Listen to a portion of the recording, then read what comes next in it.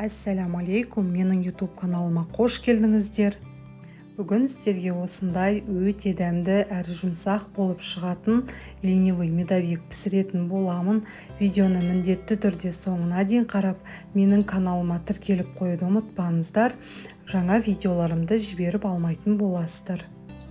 Қажетті заттарымыз бізге жұмыртқа, ұн, сливки, творожный сыр, сахарная пудра, ванильный сахар қажет болады, және де бал, сары май, қант және де сода.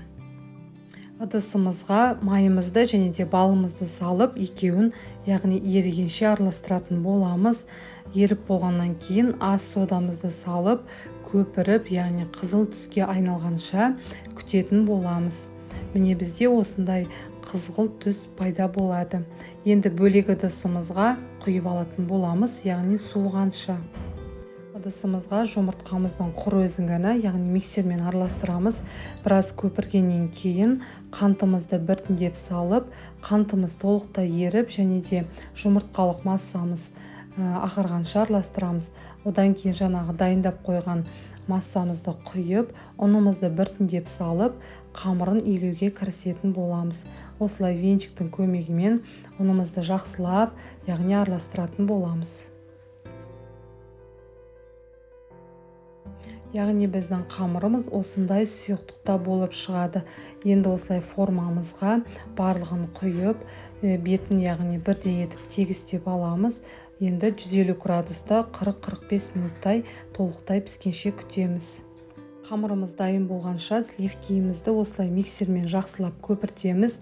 Көп араластырудың қажеті жоқ. Одан кейін творожный сыр және де сахарная пудрамызды, ванильный сахарымызды салып, барлығын толықтай араластыратын боламыз.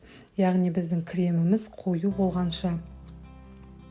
Қамырымыз суыды, енді осылай артық жегін кесіп алып тастайтын боламыз. Дәл ортасынан бірдей етіп бөліп, екі бөлікті де әрқайсысын осылай екі бөлікке жақсылап бөліп аламыз. Осындай 4 корж шығады. Енді корждарымызға кремін жағуға кірісетін боламыз.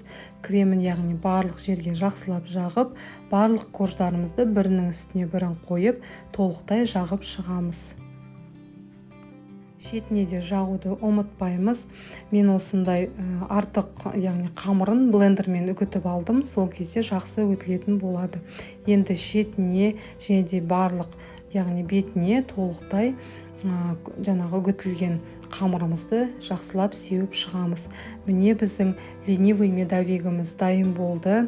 Өте жұмсақ әрі дәмі ауыздан кетпейтін, өте дәмді болып шығады. Міндетті түрде жасап көріңіздер. Сіздерге ұнайды деген ойдамын. Менің каналыма тіркеліп, қоңыраушаны басып қойыңыздар. Жаңа видеоларымды жіберіп алмайтын боласыздар. Және де менің каналымда басқа да видео рецептерді осы менің каналыма кіріп көрулеріңізге болады. Барлықтарыңызға ас болсын.